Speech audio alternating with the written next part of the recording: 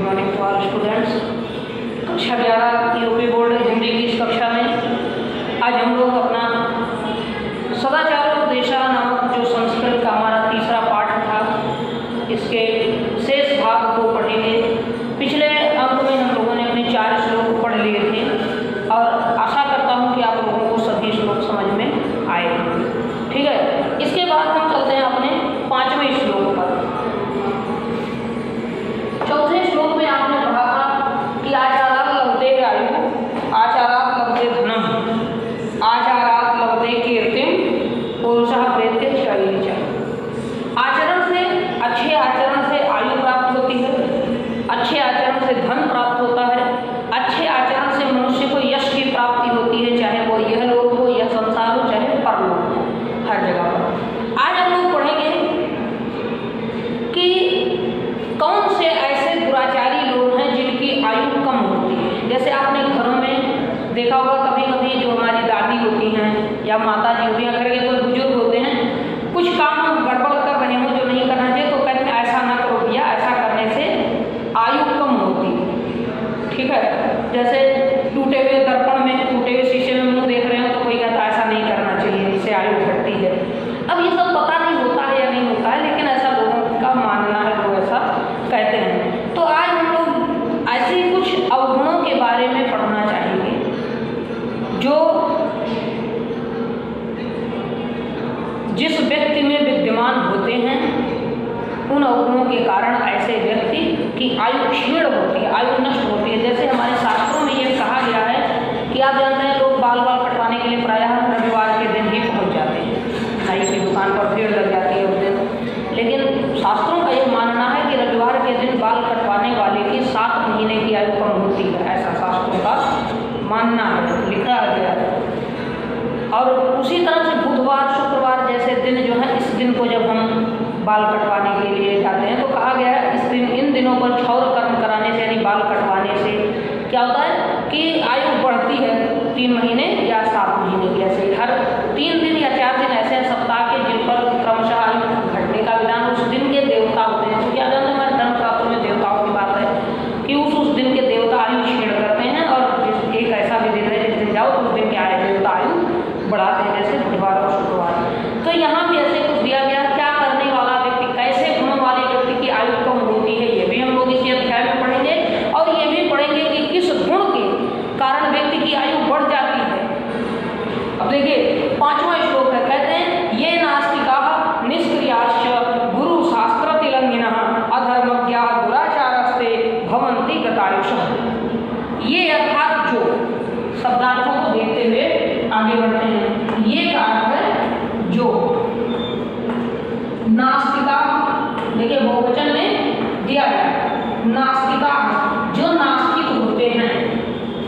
अब नास्तिक कौन है?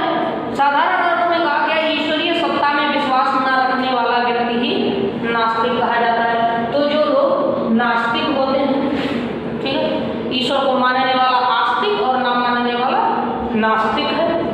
जो अच्छे आचरण वाला नहीं है वही नास्तिक है। ईश्वर को जो मानेगा वो अच्छे काम करेगा, बुरे काम करने से डरेगा, लेकिन जो नहीं मानेगा वो कुछ भी करेगा, और ऐसा व्यक्ति दुराचारी हो सकता है। तो ये नास्तिका जो नास्तिक होते हैं, ठीक है, निष्क्रियाश्च,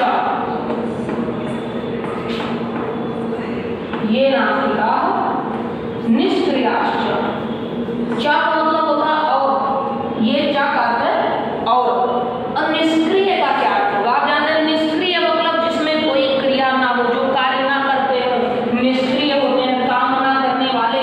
इनको आप आलसी कह सकते हो ना, बिना मतलब दिन भर सोते रहते हैं, कोई काम नहीं करते ठीक से, हर काम में आलस्य रहता है, काम चोरी करते हैं। तो जो नास्तिक हैं, जो ईश्वरीय सत्ता को नहीं मानते हैं, जो निष्क्रिय है, और गुरु शास्त्र अतिलंघिना, देखिए जो गुरु शास्त्र अति, क्या लिखा गया, गुरु शास्त्रातिलंघिना,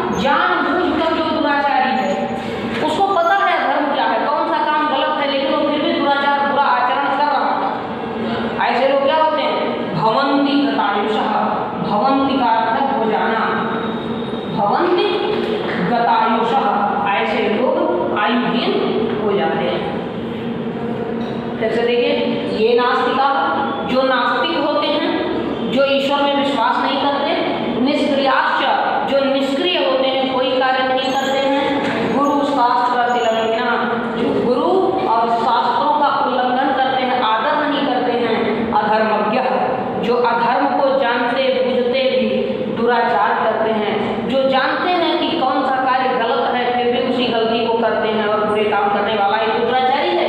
तो अधर्म को जानते हुए भी जो बुरे आचरण में लगे रहते हैं, ऐसे लोग भवन्ति हो जाते हैं गत आयुषः, आयुषः अर्थात आयु, और गत माने चली जाती है, ऐसे लोग आयुहीन हो जाते हैं, ऐसे लोगों की आयु जो है वो कम हो जाती है। ठीक है, आयु नाश होता है।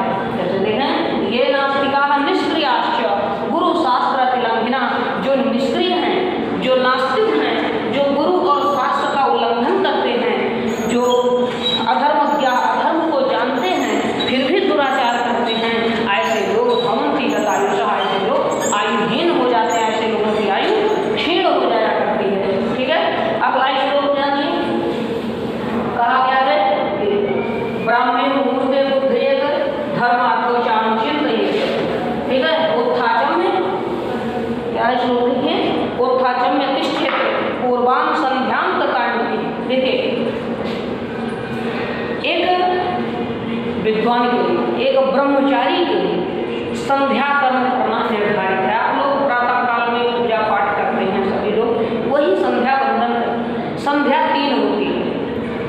एक हम लोग क्या मानते हैं कि सायंकाल को ही संध्या कहा जाता है, ऐसा नहीं है। संध्या 3 होती है, प्रातः, मध्याह्न और ये वहाँ हो जाता ऐसे होती है, प्रातः, मध्याह्न और सायंकाल, 3 काल की संध्या होती है। प्रातःकालीन संध्या, मध्याह्नकालीन संध्या और सायंकालीन संध्या। प्रातःकालीन संध्या क्या है? ब्रह्म मुहूर्त, आप जानते हैं ब्रह्म मुहूर्त क्या होता है? सूर्योदय से लगभग 1.5 घंटे पहले तक का समय ब्रह्म मुहूर्त कहलाता है। तात्पर्य, जब पूर्व दिशा में लाल रंग फैलने लगता है, आप सुबह उठ करके पूरब की ओर जाए, अंधेरा हो, रात हो, तारे जगमगा रहे, तभी से देखिए पूरब दिशा अपने आप लाल होने लगती है।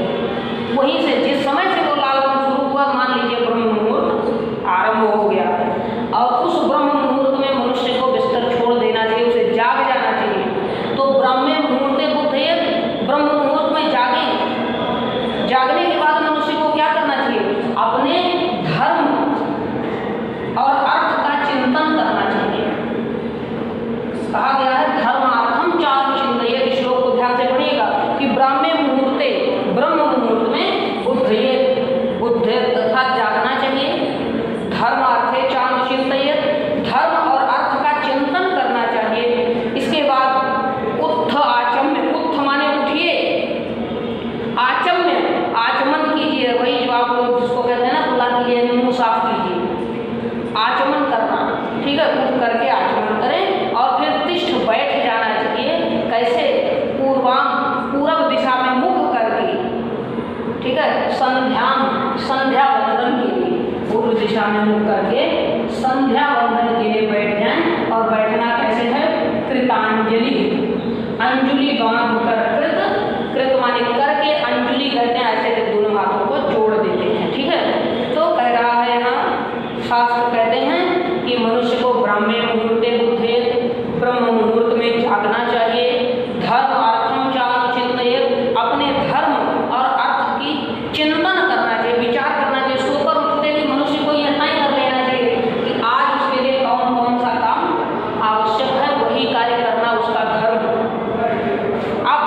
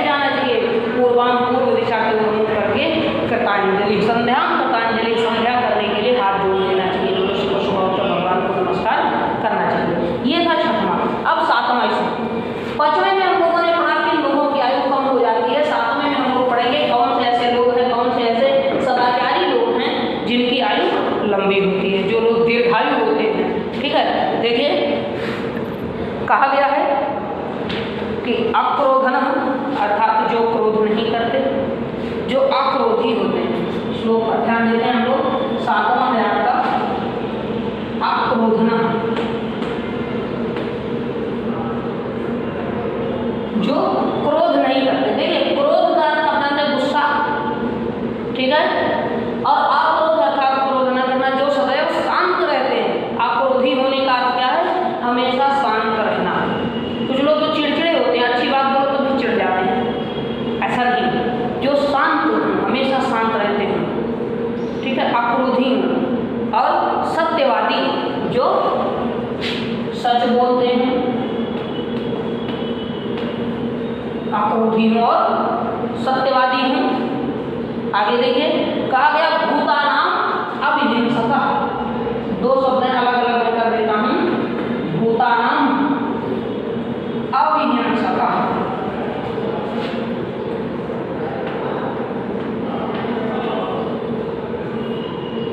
ठीक है।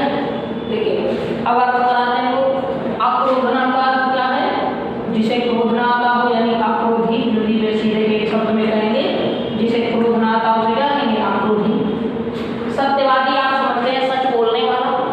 भूतानाम, भूत क्या होता है? वो प्रेत वाला भूत नहीं जो लोग डराते हैं। भूत का अर्थ प्राणी, जीव, ठीक है। अब चूंकि भूतानाम है इसलिए बहुवचन हो जाएगा, तब हम लोग लिखेंगे प्राणियों। प्राणियों का नाम, प्राणियों में हिंसक कौन होता है?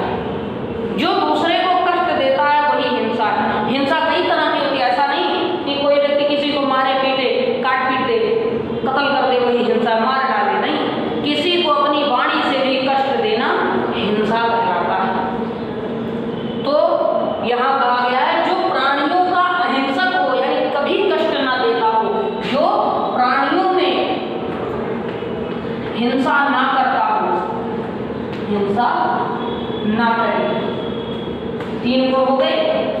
अब ये तीनों गुण धारण कीजिए अपने आप में, देखते हैं कितने लोग सफल होते हैं। एक दिन ऐसा हुई, सुबह उठकर जो कह रहा है ना धर्मात्मा चिंतित, धर्मार्थ चिंतन न कीजिए। सुबह उठकर आज यही सोचिएगा अगले दिन कि आज हम दिन भर गुस्सा नहीं करेंगे। मेरी बात मानकर आप ये सोचिए कि दिन भर आज हम गुस्सा नहीं करेंगे। शाम को जब सोने जाइए तब बैठ करके फिर सोचिएगा बिस्तर पर कि आज हम गुस्सा किए या नहीं किए। ये 2 बातें ध्यान रखिए। सुबह सोचें आज गुस्सा नहीं करेंगे, आज क्रोधित नहीं होंगे किसी पर भी, चाहे जो हो जाए। और सायंकाल फिर इसी बात को कल्पना कीजिए कि आज हम किए हैं। अगर आप दिन भर क्रोध नहीं किए हैं, उस दिन आप ज़्यादा प्रसन्न रहेंगे। और अगर क्रोध करते हैं तो शाम भर तनाव में होते हैं। तो जो प्राणियों में हिंसा नहीं करता, जो क्रोध नहीं करता, और जो सत्यवादी होता है, और क्या अनुसूय। देखिए 2 शब्द हैं।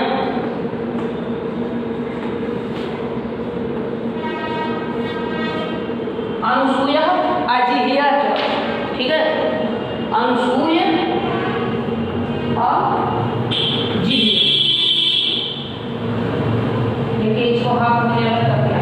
जो व्यक्ति अनुसूय होता है अर्थात जो ईर्ष्या नहीं करता है, और जो अजिह्य होता है यानी कि जो अनर्थ का नाश करता है। किसी का काम कुछ बिगड़ रहा हो, उसी को तो नाश होना कहते हैं, अनर्थ होना। लेकिन अगर कोई व्यक्ति किसी के बिगड़े हुए काम को बना देता है तो वह अनर्थ को रोकने वाला होगा। बिगड़ते हुए काम को जो बना देता है, किसी का नुकसान हो रहा है उसका लाभ करवा देता है, वही व्यक्ति अजिह्य कहा जाता है। यानी कि जो दूसरे से कलह कलेश नहीं करता। लोगों को क्या होता है, अगर सामने वाला व्यक्ति सफल होता जाता है तो उससे ईर्ष्या कर लेते हैं और उसका काम बिगाड़ने लगते हैं। लेकिन जो व्यक्ति सामने वाले को बढ़ता देकर ईर्ष्या ना करे, उसका काम ना बिगाड़े, ठीक है, तो अनुसूय का अर्थ है जो ईर्ष्या ना करे, ईर्ष्या ना करे, ठीक है। अजिह्य का मतलब जो किसी से द्वेष ना करे, किसी का काम ना बिगाड़े, बैर ना करे, ठीक है। अनुसूय अजिह्यश्च, च करते और आगे क्या है? ऐसे लोग क्या होते हैं? शतम वर्षाणि जीवति, शतम अर्थात 100 वर्षों तक, ठीक है। शतम वर्षाणि 100 वर्ष तक जीवति, जीवित रहते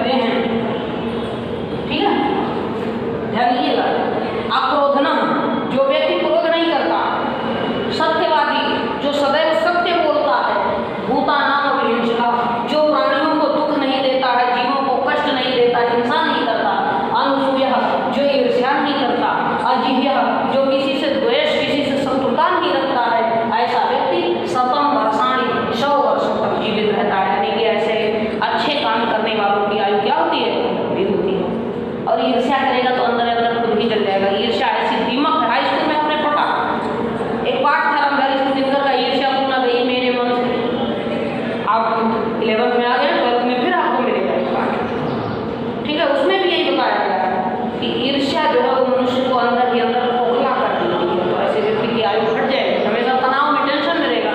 लेकिन जिसे किसी से ईर्ष्या द्वेष नहीं है, वो क्या मस्त मौला हमेशा हंसता मुस्कुराता रहेगा। तो जो व्यक्ति ईर्ष्या नहीं करता, द्वेष नहीं करता, ऐसा व्यक्ति क्या होता है? 100 वर्षों तक जीवित रहता है। तो आशा करते हैं ये श्लोक भी आपको आ गया होगा। 8वां श्लोक देखिए, बहुत ही आसान है, ठीक है। 8वां श्लोक को पढ़िएगा ध्यान से कि अकीर्तिम विनयो हंति, हंति अनर्थम पराक्रमः, और हंति नित्यम क्षमा क्रोधम, आचारो हंति अलक्षणम। श्लोक को हम यहाँ लिखते हैं।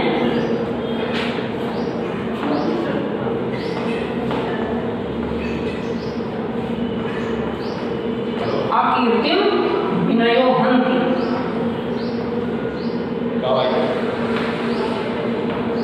ठीक, ये ना अक्षर है।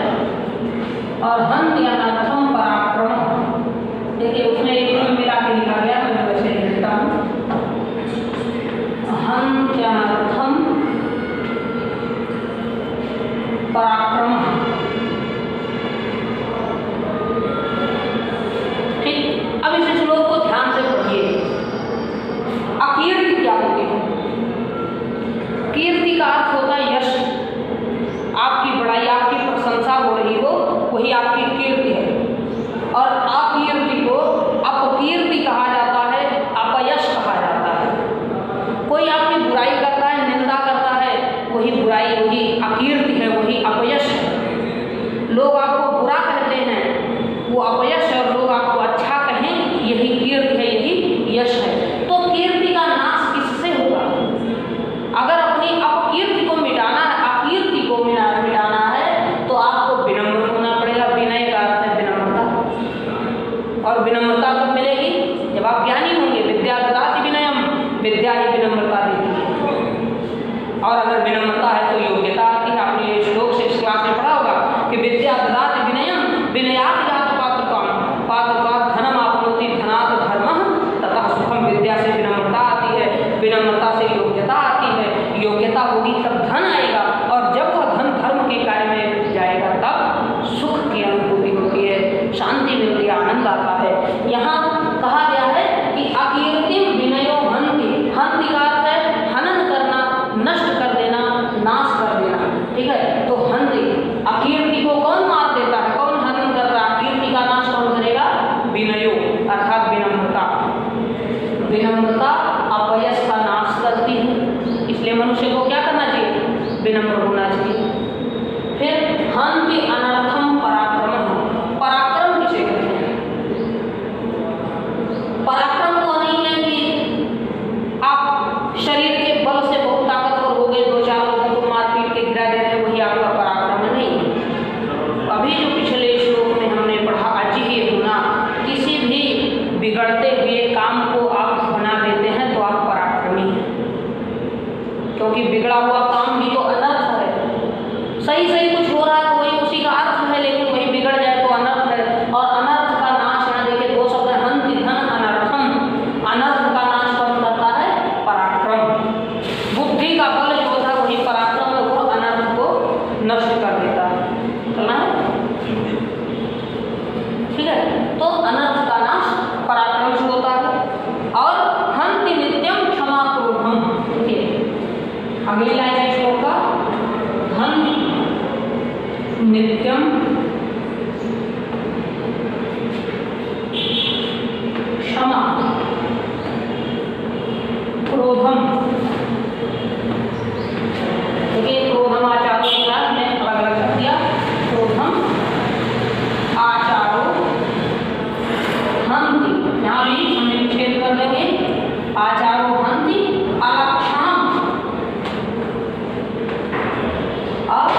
अलक्षणम, लक्षण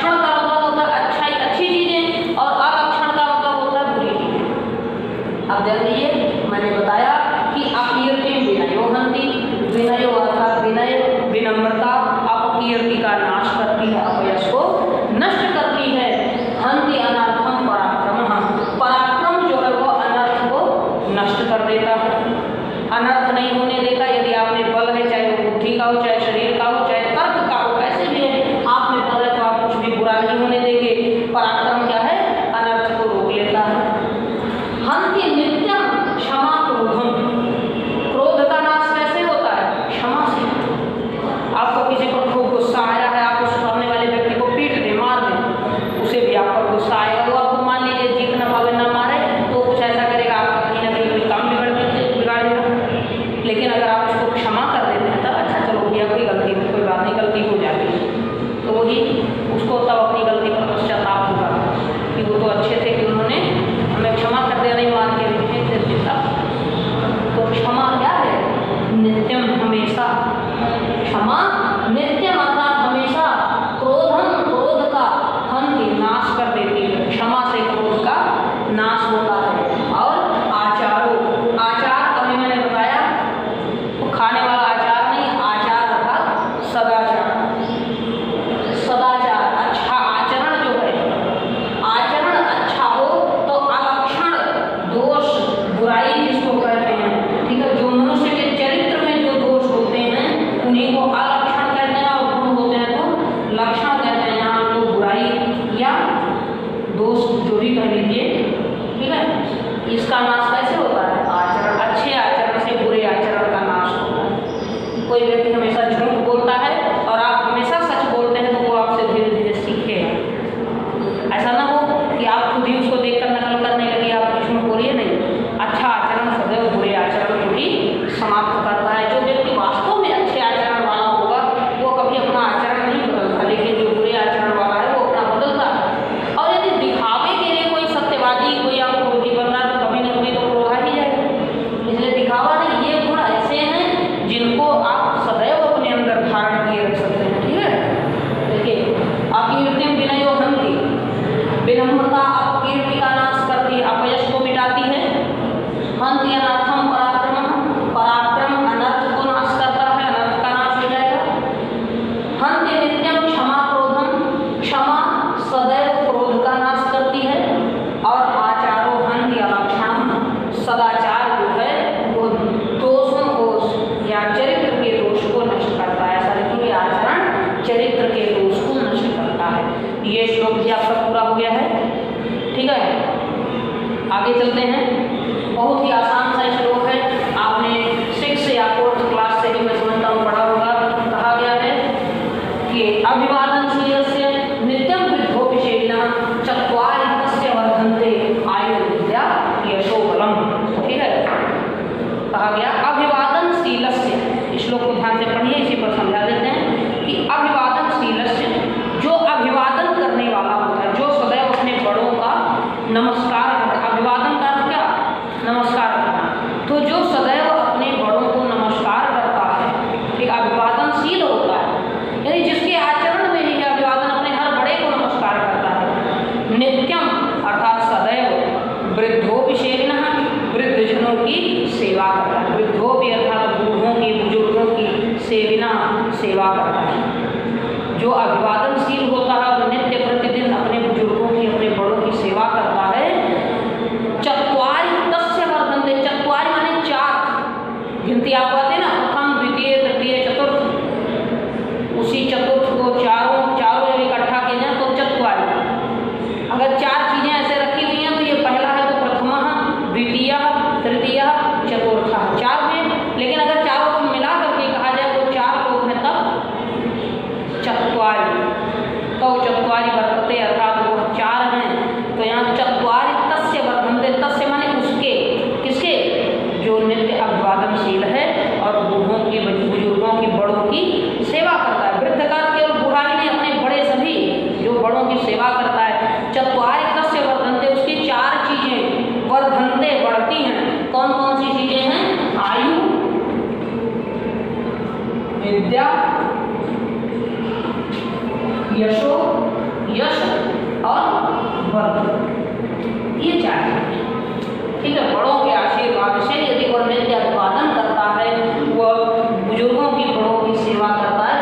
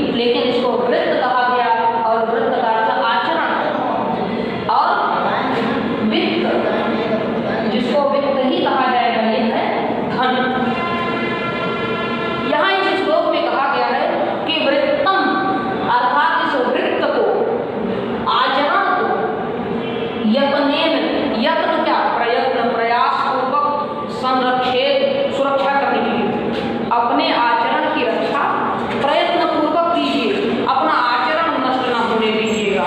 ठीक है। और वित्तम आयाति, देखिए कहा गया वित्तम अर्थात धन, आयाति, आयाति का अर्थ क्या आता है और याति का अर्थ क्या जाता है। धन जो है वो आयाति का मतलब आता है और जाता है। ठीक है। धन तो आपके पास आएगा जाएगा, रुपया तो आने जाने वाली चीज है, लेकिन आचरण कहीं नहीं जाता, वो सदैव आपके साथ है, इसलिए सदैव अपने आचरण की सुरक्षा करनी चाहिए। इसी में बुद्धिमत्ता कहा गया है कि वित्तम यत्नेन संरक्षित, वित्तम यत्नेन संरक्षित, अपने वित्त की आचरण की यत्न पूर्वक सुरक्षा करनी चाहिए। वित्तम आयाति याति च, धन तो आता जाता रहता है। अक्षीणो वित्ततः क्षीणो, अक्षीण देखिए क्षीण होने का मतलब नष्ट होना, क्षीण होने का अर्थ है नष्ट होना और अक्षीण का अर्थ है नष्ट न होना। अक्षीण का अर्थ है नष्ट न होना। अगर किसी का धन नष्ट होता है तब वो गरीब नहीं होता, वो निर्धन नहीं है, लेकिन यदि आचरण नष्ट हो गया तो वो सबसे बड़ा निर्धन व्यक्ति वही है, उसका सब कुछ नष्ट हो गया। ठीक है। यहाँ ये चीज बताया गया है कि वृत्तम यत्नेन संरक्षित, अपने आचरण को, अपने सदाचार को प्रयत्न पूर्वक रक्षा कीजिए। वित्तम आयात या जब वित्त और वृत्त, ध्यान से शब्द को सुनिएगा, समश्रुत भिन्नार्थक है। ये जो सुनने में तो प्राय एक जैसे ही लगेंगे, लेकिन अर्थ इनके अलग है। वृत्त और वित्त, वृत्त का अर्थ है आचरण, वित्त का अर्थ है धन। श्लोक में कहा गया है कि वृत्तम यत्नेन संरक्षित, वृत्त की अर्थात आचरण की, यत्नेन संरक्षित प्रयत्न पूर्वक सुरक्षा करनी चाहिए। वित्तम आयाति याति, और जो वित्त है धन है उसकी बहुत ज्यादा चिंता नहीं करनी चाहिए, क्योंकि धन तो आता जाता रहता है। और अक्षीणो वित्ततः क्षीणो, वित्ततः अर्थात धन के, कहा गया अक्षीणो वित्ततः क्षीणो, वित्तता माने धन के क्षीण होने पर, नष्ट होने पर मनुष्य अक्षीण रहता है, उसका कुछ नहीं बिगड़ता। जिसका धन नष्ट हुआ उसका समझो कुछ नहीं बिगड़ा, कुछ भी नष्ट नहीं हुआ, किंतु वृत्ततस्तु, अगर वही वृत्त आचरण नष्ट हो गया तो हतो हतः, वह मरे हुए के समान, मृतक के समान होता है। हत का अर्थ होता है मरना और हतो हतः वह मृत्यु प्राप्त के समान हो जाता है। जिस व्यक्ति का आचरण नष्ट हो गया वो किसके समान है? मरे हुए के समान, मुर्दे के जैसा। और धन नष्ट होने पर कुछ नहीं हुआ, जैसे अभी है, आचरण नष्ट हो जाए तो व्यक्ति का सब कुछ चला गया, वो मृतक के समान है। तो श्लोक लिखिएगा, अर्थ में लिखेंगे कि मनुष्य को अपने आचरण की प्रयत्न पूर्वक रक्षा करनी चाहिए। धन की विशेष चिंता नहीं करते हैं, क्योंकि धन तो आता जाता रहता है। यदि किसी व्यक्ति का धन नष्ट हो जाए तो उसका कुछ नहीं बिगड़ता, किंतु यदि आचरण नष्ट हो जाए तो उसका सब कुछ नष्ट हो जाता है। आचरणहीन मनुष्य मुर्दे के समान होता है। ठीक है। ये था आपका 10वां। अब 11वां श्लोक हम लोग पढ़ते हैं।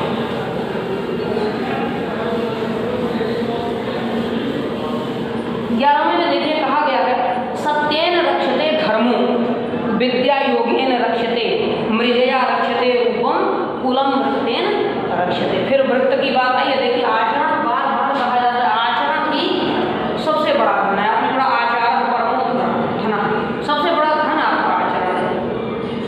ठीक है। यानी ये कहा गया सत्येन रक्षते धर्म, सत्येन रक्षते धर्म। सत्येन किस विभक्ति का है? जी हाँ, तीसरी विभक्ति है। तीसरी मतलब आपने पढ़ा सातो ते तम तो दान तेन ताभ्याम ते, तेन शब्द आया है, एन जुड़ा हुआ, सत्य में तेन जुड़ा हुआ। तेन का क्या? जिससे, यानी करण कारक है। आप चिन्ह भी आने, कर्ता ने कर्म को करण से तीसरे कारक का चिन्ह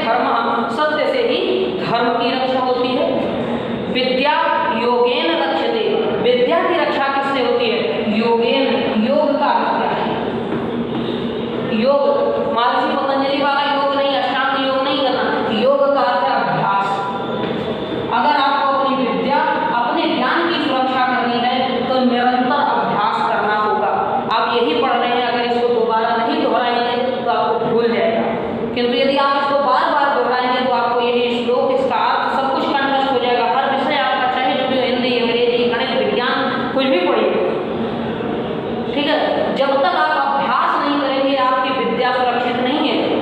वो एक ओर से आएंगे, दूसरी ओर भूलते चले जाएंगे। एक किताब पढ़कर दूसरा विषय उठाएंगे, पहले वाले को भूल जाएंगे। किंतु जब पुनः अभ्यास करेंगे तो आपको दोनों रट जाएंगे। तो सत्येन रक्षते धर्म, सत्य से धर्म की रक्षा होती है। विद्या योगेन रक्षते, विद्या की रक्षा से योगेन, मैंने बताया तृतीया विभक्ति, योगेन का अर्थ क्या, योग से। विद्या रक्षते, विद्या की रक्षा होती है। मृजया रक्षते रूपम, मृजया का क्या अर्थ है? मृजया का अर्थ होगा स्वच्छता, सफाई। अगर स्वच्छता बनाए रखते हैं तो रूप की रक्षा होती है। रूप क्या है? रूप अर्थात सुंदरता। अगर अपने आप को सुंदर दिखाना चाहते हैं, आप अच्छा दिखाना चाहते हैं, तो स्वच्छता होनी चाहिए। आप सोचिए, कोई व्यक्ति बिना नहाए धोए गंदे कपड़े पहन के कहीं चला है तो अगल बगल बैठे हुए चार लोग होते हैं, वो भी मुंह बनाकर इधर उधर हो जाते हैं, अगर देखो बदबू आ रही है।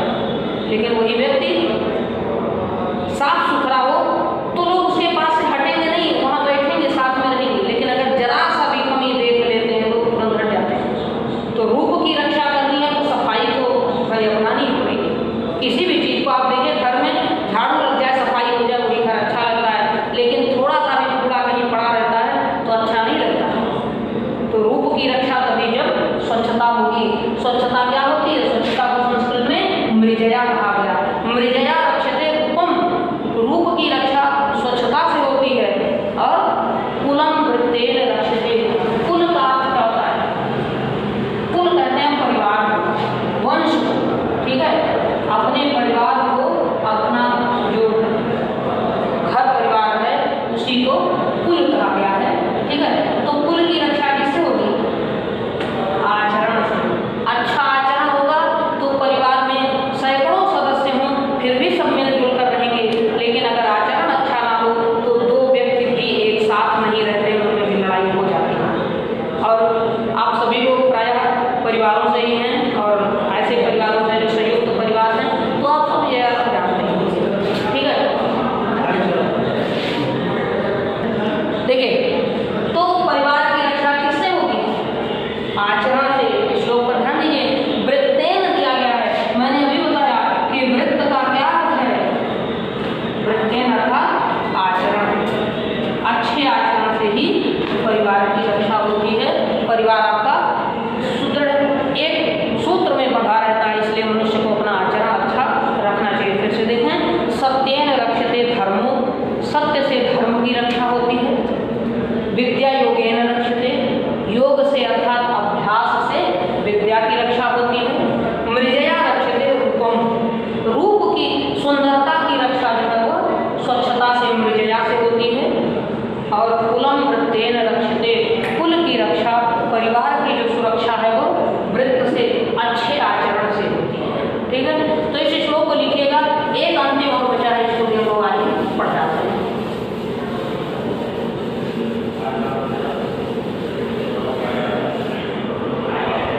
देखिए, कहा गया है कि श्रूयताम धर्म सर्वस्वम श्रुत्वा चापि वर्धयताम, और आत्मनः प्रतिकूलानि परेशान न समाचरेत्। श्लोक को लिख देते हैं। श्रूयताम धर्म सर्वस्वम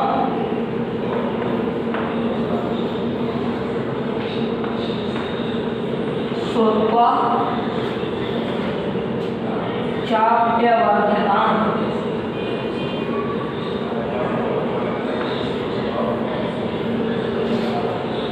ठीक है। और आ गया है कि आत्मनः प्रतिकूलानि, आत्मनः प्रतिकूलानि परेशान न समाचरेत्।